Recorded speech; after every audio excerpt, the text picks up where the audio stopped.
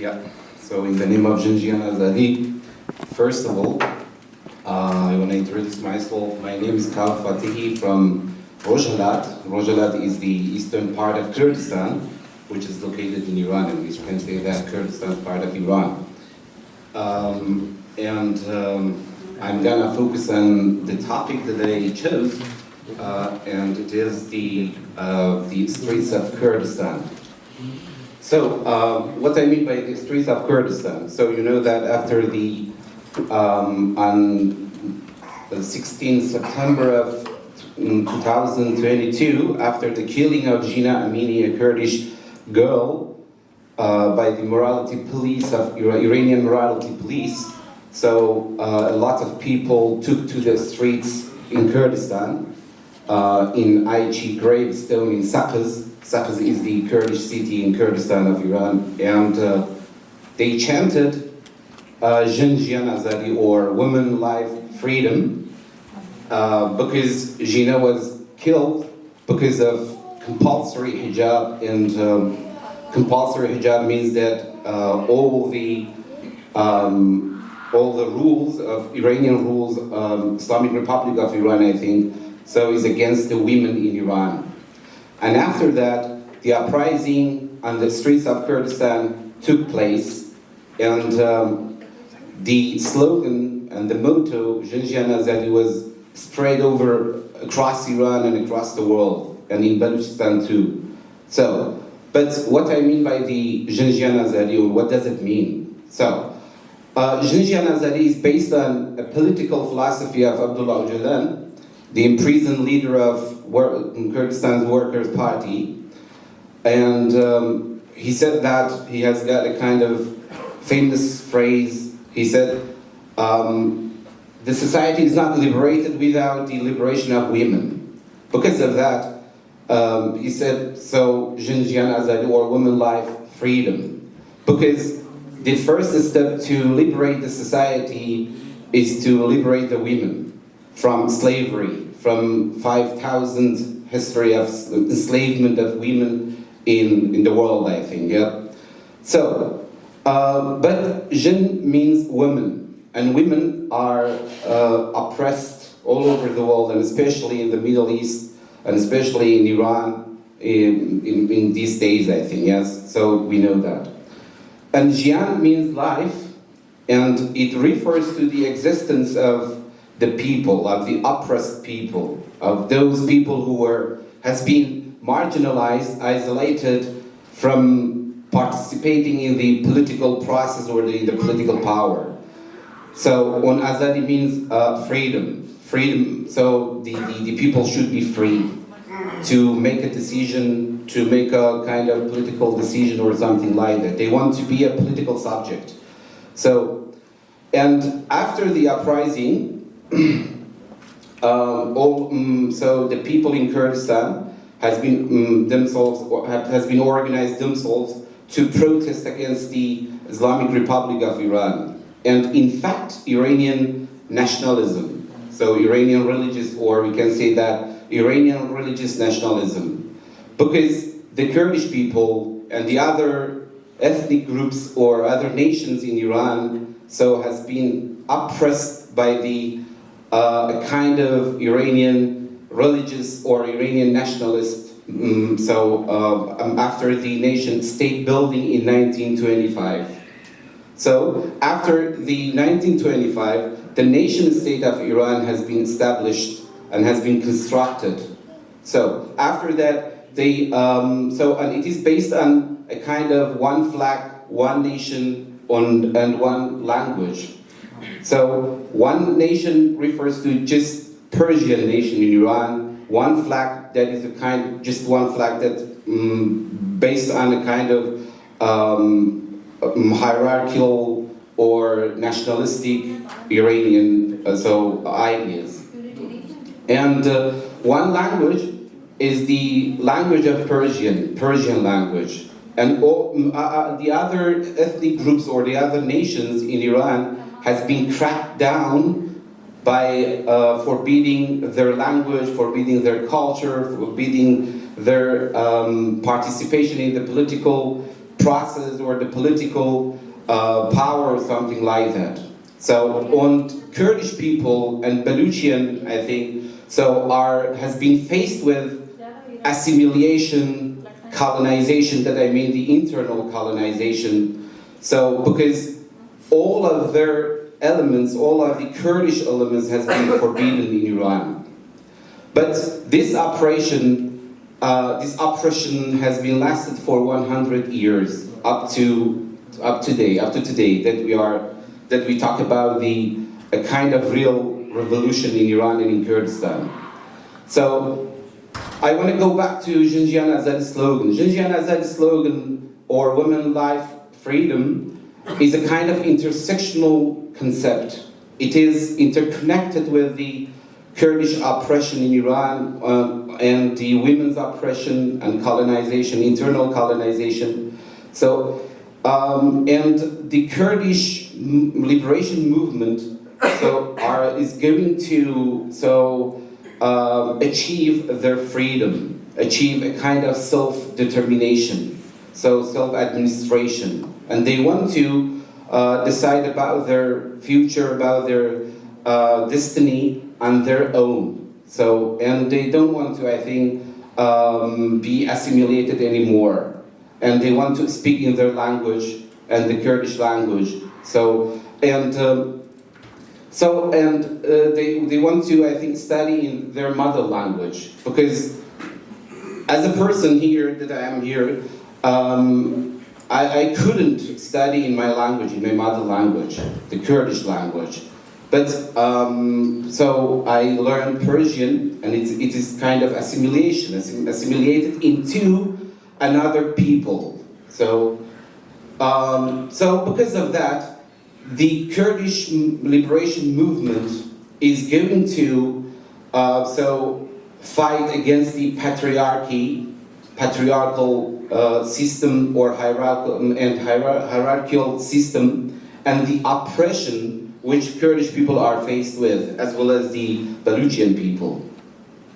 So, and now in the current situation, there are so many groups fighting against Islamic Republic of Iran.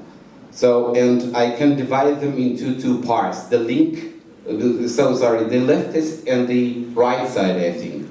The right side believes in a kind of nationalist, Iranian nationalism. So that is which includes the last dictator's son and some celebrities around him. And they postpone everything. They postpone every demands of the other minorities, other marginalized nations and marginalized ethnics after the revolution. So, and I think that it's a kind of reactionary behavior and reactionary idea. So, but the left side, based on Xinjiang Azadi, want to determine and want to make everything now and today clear. So if there is a kind of self-determination if there is self-determination, it should be for all the minorities, for all ethnic groups. So the right side is based on a kind of they are monarchism, because they think that they can take the history back now, and they want to I think establish and construct a kind of kingdom in Iran, but in the expense of cracking down once more the other nations, the other minorities, the other ethnic groups in Iran. So, and but the different kinds of liberation movements in Iran, such as Kurdish liberation movement, are standing against these monarchism, this religious nationalism, and the other kinds of oppression. Because women, life, freedom stands against and fights against all kinds of oppression. So, and it cannot accept any oppressions which people are faced with. For example, the women, LGBTQs in Iran, and the ethnic groups. So, And now, so as we see that, every Friday in Balochistan, people took to the street to protest against the Islamic Republic of Iran. And they fight against both sides, the right wing and the right wing that consists of monarchism and the current state of Iran. So, and in Kurdistan, people organize themselves to make an opportunity to pave the way for protesting more and more. And there is a kind of interconnection between Balochistan and Kurdistan in protesting against the such a system. They want to overturn, based on this slogan, they want to overturn the total social, political structure and structure. So, but the right wing of Iran, which introduced themselves as an opposition, they call it a kind of regime change that is not a kind of real revolution. But for the left wing and for the Kurdish, liberation movement is a kind of revolution to overturn, to abolish, and to abolish this socio-political structure. But they want to just change the regime, change the surface of the state, not so deeply, because they want to have and keep the military forces, security forces, in the same way that it is now in Iran, there is now in Iran, but the left wing and the Kurdish and Balochian liberation movement want to overturn it. And based on this slogan, which the revolution happened in Iran, which has lasted for 100 days and is still alive. More than 150 people in Kurdistan has been killed by the security forces, by Iranian security forces, and the same in Balochistan, same as in Balochistan.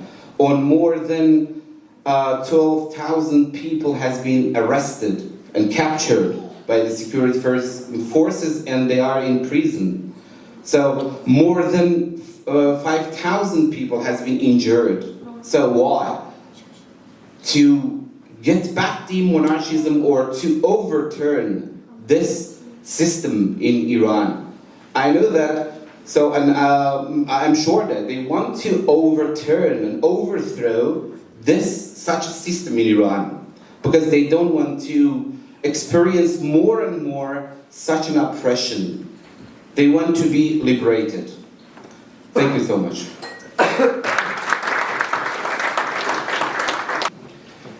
You talk about the Jim and Hazadi. My question is that how would you make free the woman without the state? If you don't have a state, if you don't have a country under the occupation, how would you be able to free women? Yeah. It is a kind of postponing such a problem and such a question after making a state. So if there is a liberation, it should be now. So the liberation of women. Yeah? The liberation of women is interconnected with the liberation of the nation. So, because both of them are oppressed. So, and the identity, both identities. So the women's identity is oppressed and the nation's identity is oppressed. So, and I think that I myself cannot postpone it to after the making a state. So, because if we want to be liberated, we have to be liberated totally. So, the women's liberation is so important, the same as the nation's liberation.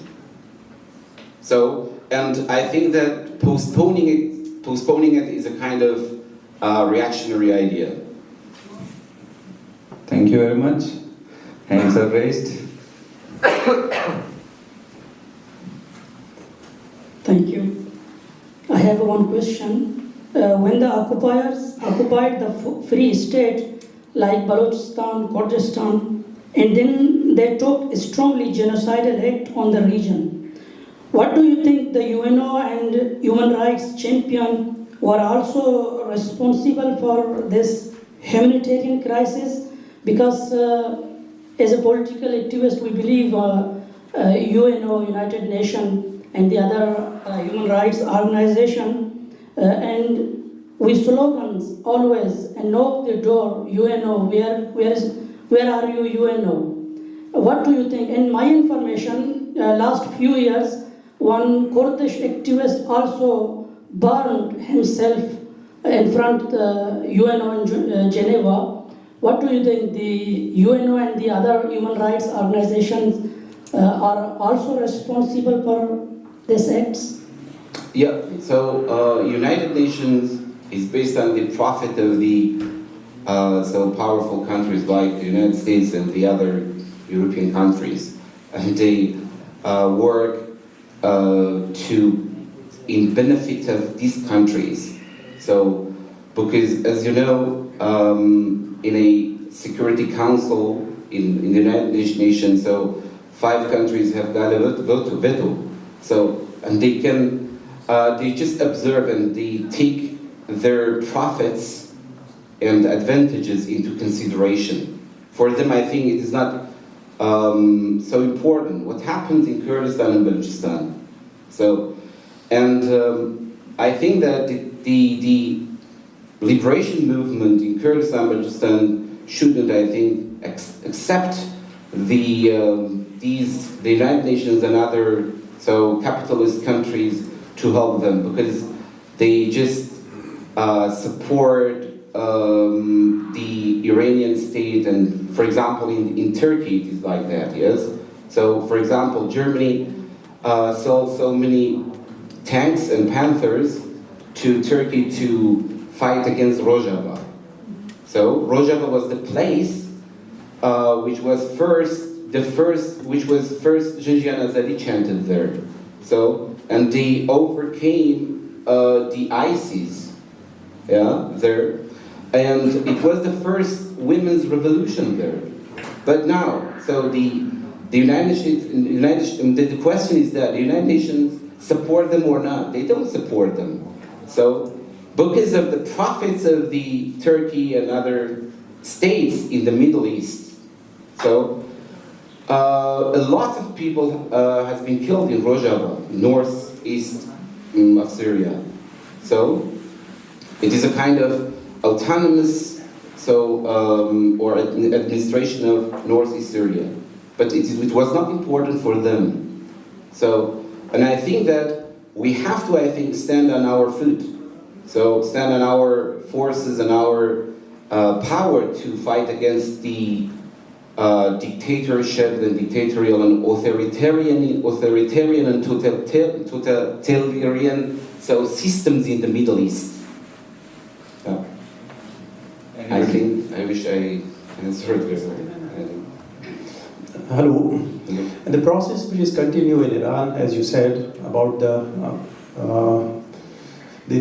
protests, are you going to launch the same process in other parts of Kurdistan, in Turkey, Iraq, or Syria, or it's based on only in Iran?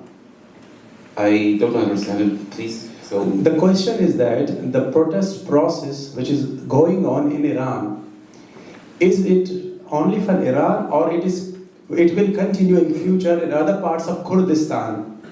Are you talked about the other parts of the areas, or are you engaged with the others? So Kurdistan is divided into 4 parts in 4 different countries, yeah, and they affected upon each other. So, for example, this slogan Jinjian Azadi was first chanted in Bakur, northern part of Kurdistan in Turkey. Yeah, then it went to Rojava, then Rojalat, or eastern part of Kurdistan, or Kurdistan's part of Iran. So they have got the interconnection together. So they affected upon each other. Why not? So, but the current situation is about the Rojalat or Kurdistan of Iran. And so there is a kind of support from other parts of Kurdistan. There is a kind of solidarity.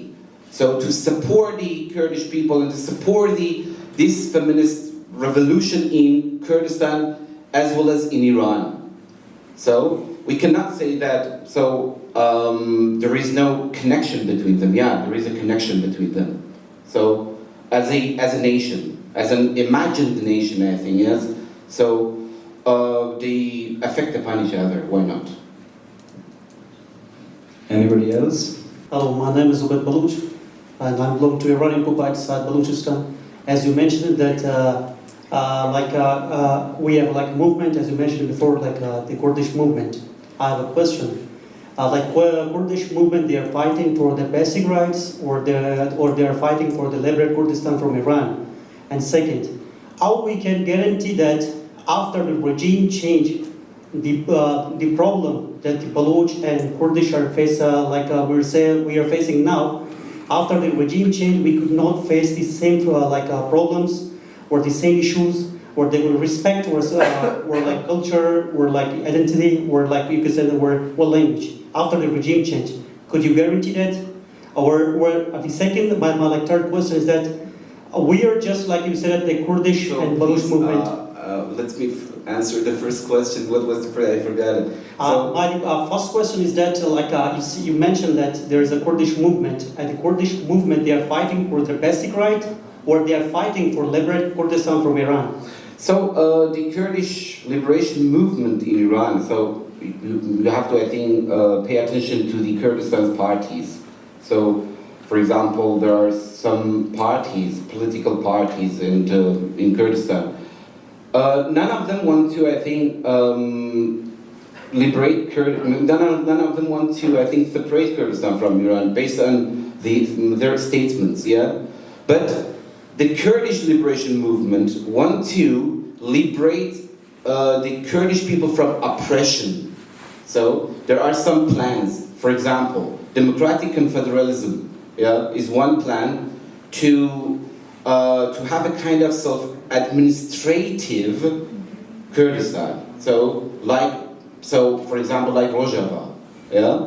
So, and I think it is very hard to separate from Iran. And I think, although the nationalistic ideas, Iranian nationalism, force the people in Kurdistan and Balochistan to separate. So, because there is a kind of deep oppression against them, yeah? And so I think that there are some plans, for example, federalism and democratic confederalism for Kurdistan. So do you believe that the federalism could solve your problems? Federalism and, I think that democratic confederalism, yeah, it can, I think, solve to some extent our problems, I think, yes. So liberation from oppression, I think. So the liberation, the women's liberation, and a kind of having a self-defense. But you mean that? So the sole way to the liberation is to have a kind of state, yeah. So I think so too. Why not? But we have to know that, and we have to measure our potentials to have a kind of independent state or not. So, yeah, why not? I just end my question. I just have a last question. Suppose we are fighting for federalism. As we know that getting federalism from the Iranian, it's not too much easy. We're just talking like we said. We just going to get the federalism. We just kill our nation. Suppose we want to regime change or revolution, to bring revolutions. Our nation, as like Baloch or Kurdish, they came to street for regime change. Why could not our nations be united? Like we are in Iran, 85 millions, from Iran like 85 millions. Are those 85 million are not Persians? There is like, you can say like, if you minus 19 million Persians, and the rest of there is Baloch, Kurdish, Gilad, Turkish, and you get Turkmen and Baloch. So why we non-Persian could not like make a movement against Iran to liberate our territory or liberate our country? You mean that to to establish a kind of independent state? No, like as you said that our movement is fighting against for federalism. As you said that you might But why I think could it not? depends on some party. So for example, an idea fighting for the democratic confederalism, and the other idea in Kurdistan fighting for the federalism. So, and you mean that to have a kind of independent state? Like you know that Persians, as you said, like getting like independent is not easy. As I know that getting like federalism from Iranian is also not easy. As we kill a lot of like our nations, why could not we get the straight way to get our independent? Yeah, if it is possible, why not? It depends on the geopolitical, I think, strategies. So it is not just restricted to Iran or Turkey. It's related to the, for example, the geopolitical policy of the, so for example, capitalist countries too. So, and we have to fight against all of them. Yeah. There is not all of them. There is only one is Iran. So we could not, like we said, a capitalist or socialist. The basic issues were like for liberating our country from Iran. Like we always say that we will be united with Persians. We can change the revolutions. We want to bring a new revolution. Why could not we be united, like we Baloch, Kurd, Arab, Turkmen, against Iran state? Like, so, yeah, why not? So they have to be united. So there is like like there is like I said it last show. Sorry, I felt like it was going to be a two-way discussion, so that's why I had to intervene. Anybody else who wants to specifically ask a question? قبل از اینکه سوال اصلی رو میخواستم بپرسم میتونم به زبان فارسی سوالمو مطرح کنم؟ خیلی ممنون. اما اونطور که خودتون گفتین ژن جیان آزادی ایدئولوژی یک از دل کردستان اومده، کسی که به اسم عبدالله هوجلان اون مطرح کرده و امروز در خارج از کشور یا همون انقلابی که امروز در جریان هست به نام ژن جیان آزادیه. آیا واقعا همون ژن جیان آزادی و همون خواسته که پشت ژن جیان آزادی که عبدالله هوجلان مطرح کرده و در دل کردستان به وجود آمده و مردم کردستان خواستار اونو میفهمن، آیا امروز در اون انقلاب در اپوزیسیون خارج از کشور، در اپوزیسیون سلطنت طلب، در اپوزیسیون فدرالیست ها یا در اپوزیسیون دیگه، آیا واقعا همون معنی ژن جیان آزادیه که از دل کردستان بیرون اومده، آیا واقعا امروز همون ژن جیان آزادیه که ما در خارج از کشور میبینیم، در این انقلاب میبینیم؟ و سوال دوم هم اینه، همونطور که خود It's a good question, I think, yes. So, and yeah, so you are right. The right wing of the Iranian right wing, I think, detach this slogan from its content, from its revolutionary content. So they think about Jin as a woman who is a housewife. Yeah. So like Fathehi, so the last dictator's wife talked about it. Yeah. So and they don't know what it is. So, but in Kurdistan it is completely different. It is so absolutely different. In Kurdistan it is connected with the revolution. So it is connected with the feminist revolution. So, as we saw in Rojava against ISIS, but the right wing, the monarchists or monarchists, detach it from its basic content. So, and they just understand it shallow and superficially on the surface, I think. So, and so I think that they cannot understand it at all. میتونه سوال دوم مطرح کنم؟ سوال دوم اینه که همونطور که خودتون گفتین، خب مطمئنا وقتی که یه انقلاب در جریان است، خب ملت‌های دیگری که در این و سوال دوم اینه که همچون کسانی مثل عبدالله معتدی وقتی که میرن با اپوزیسیون سلطنت طلبا، خب مطمئنا به هیچ عنوان اونا خب این عقد ملیت، خب این ملت‌ها رو به رسمیت نمیشناسن یا اپوزیسیون دیگری هستن. آیا حضور عبدالله معتدی که به نام کرد و به نام اپوزیسیون کردستان میره اونجا حضور پیدا میکنه که اونا خب ما خودمون هم همچون که خود کردها اعتراض کردن بعدها که اسم عبدالله معتدی شاید مردم کردستان به اون بعدها پشت کنن، اما سلطنت طلبا میتونن به نام عبدالله معتدی به نام کموله به نفع خودشون خارج از کشور کار کنن. آیا حضور عبدالله معتدی یا حزب دموکرات که امروز ما میبینیم با مریم رجوی نشسته، آیا حضور این حزبا در چنین اپوزیسیونایی اون خواستایی که ملت کرد داره، آیا ملت کرد رو به خواستای خودش میرسونه؟ آیا ملت کرد بعد از این که این انقلاب رخ داد آیا به خواستای خودش خواهد رسید یا نه؟ سلامت باشه. I think that any cooperation with the right wing, as you said, that Sultanate, so Sultanate Talab or Munashis, is not a good way, I think. So, and it is completely a kind of mistake. So, because they are Iranian ultra-nationalists, and they are against the other ethnic groups in Iran. And so having ally with them is a kind of mistake. So because we have got experience in 1979, yeah, and at that time all the forces, all the political forces said that we have to be united. But after the revolution, we saw that what happened. A lot of resistance exiled into exiled, so has been exiled. So and a lot of people has been executed because of their ideas after the Islamic Republic of Iran came to power. So, but now they say that we have to be united. But what kind of unification? So, the unification that keeps the before the rules which was existed before. No, I think it's a kind of mistake. I think to cooperate with them and to have to be allied with the right Iranian ultra-nationalists, that I mean the Iranian right wings. So, and I think it cannot resolve any problems in Kurdistan.